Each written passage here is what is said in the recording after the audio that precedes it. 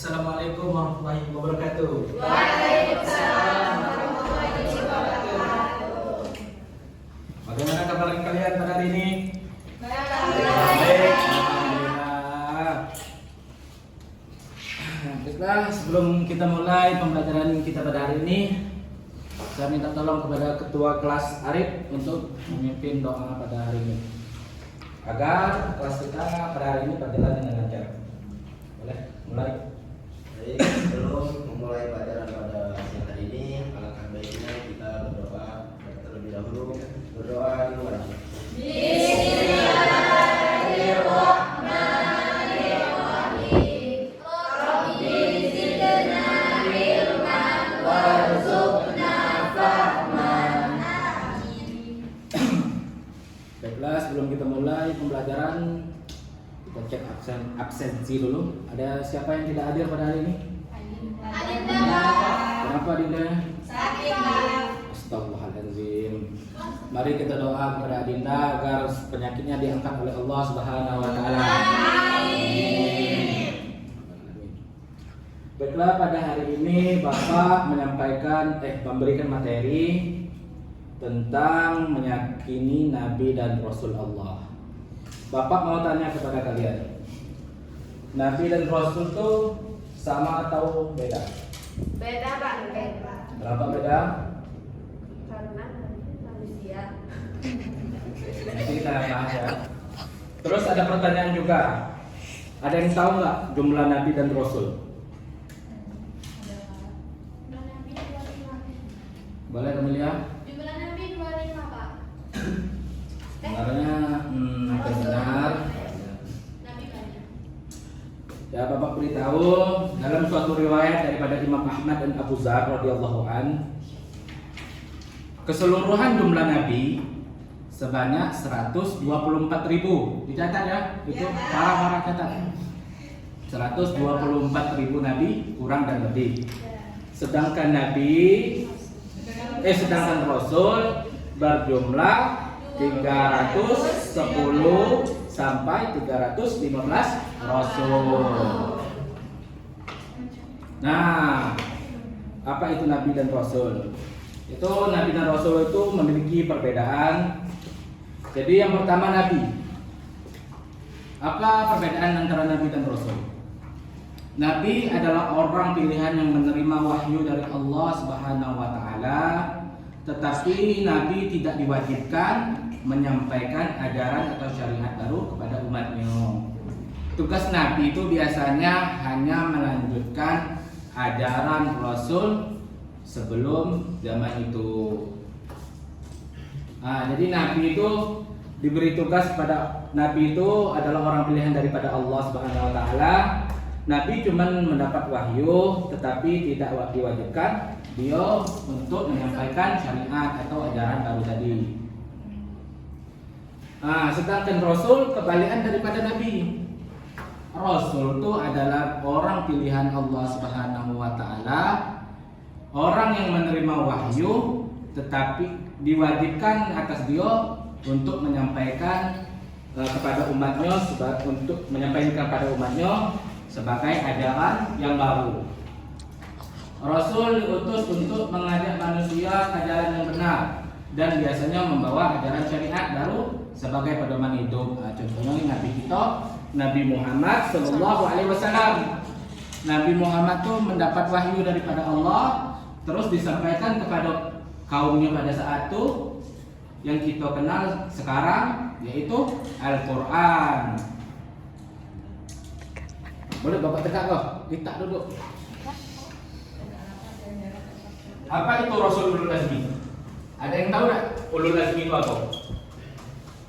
Orang pilihan, Pak. Betul.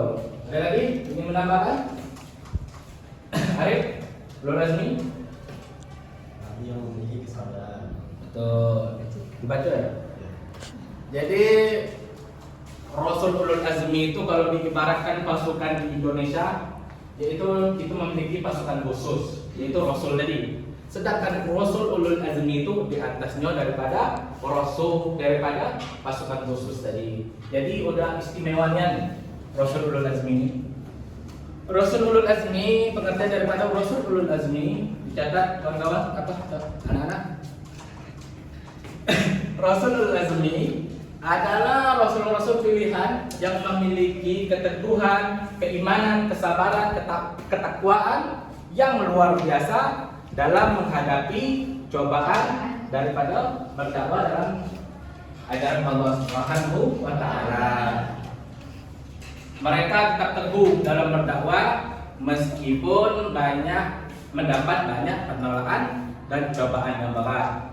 Kisah kita ambil contohnya pada Rasulullah ini, salah satunya adalah Nabi Nuh alaihissalam. Ada yang tahu tak? Nabi Nuh berdakwah berapa tahun?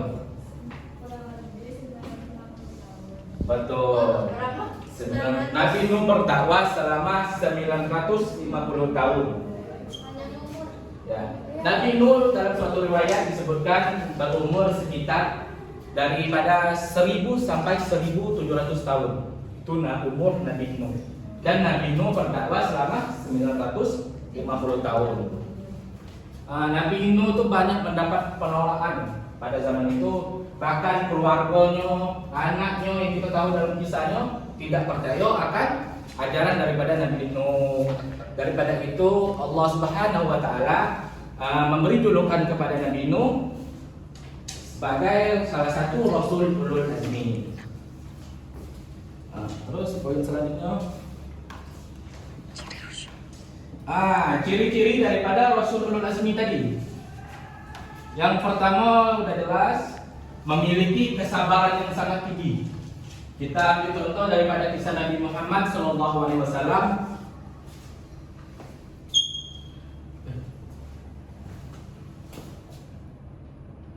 Kita ambil contoh yang pertama, memiliki kesabaran yang sangat tinggi. Kita ambil contoh daripada kisah Nabi Muhammad SAW.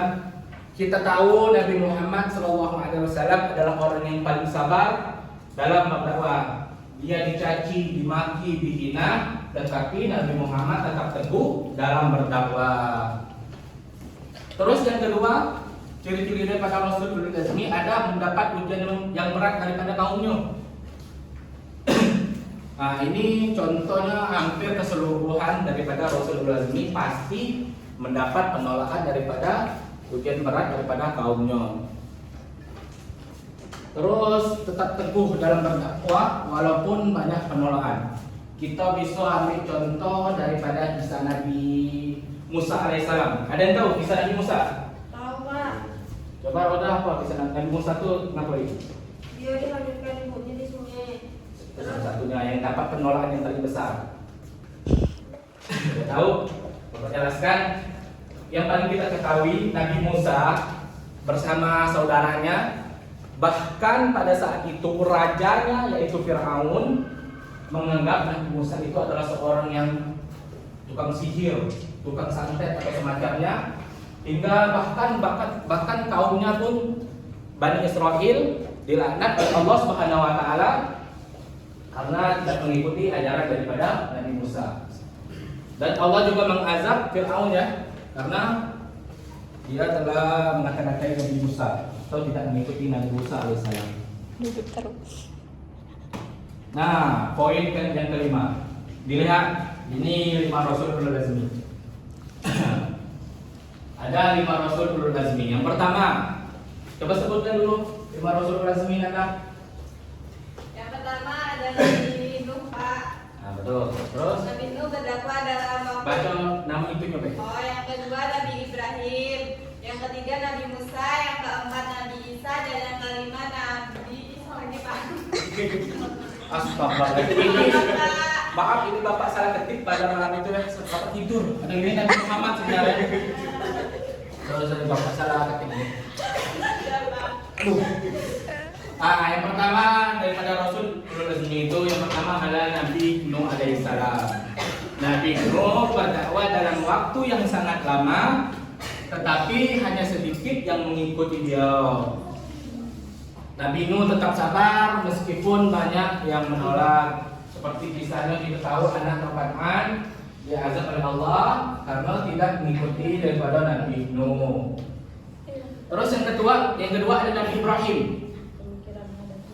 Sekarang yang kita ketahui ada yang namanya kurban atau Idul Adha. Itu awal mulanya daripada kisah Nabi Ibrahim. Nabi Ibrahim diuji dengan perintah untuk menyembelih anaknya. Untuk Allah juga mendapat penolakan dari kaumnya, tetapi tetap taat kepada Allah. Allah menguji kepada Nabi Ibrahim, melihat ketakwaan, keimanan daripada seorang Ibrahim. Allah menguji dengan menyembelih anaknya. Terus yang ketiga ada Nabi Musa alaihissalam. Nabi Musa menghadapi kekuasaan Fir'aun yang zalim dan dengan keberanian dan keimanan, beliau tetap menyampaikan kebenarannya. Nabi Musa itu adalah orang yang berani, taat keimanannya. Dia berani melawan raja Fir'aun yang bahkan dia mengaku sebagai Tuhan. Terus yang ketiga ada Nabi Isa. Kita percayai Nabi Isa sampai sekarang masih hidup. Ada yang percaya? Allah mengangkat Nabi Isa ke langit. Kok ini? Gimana?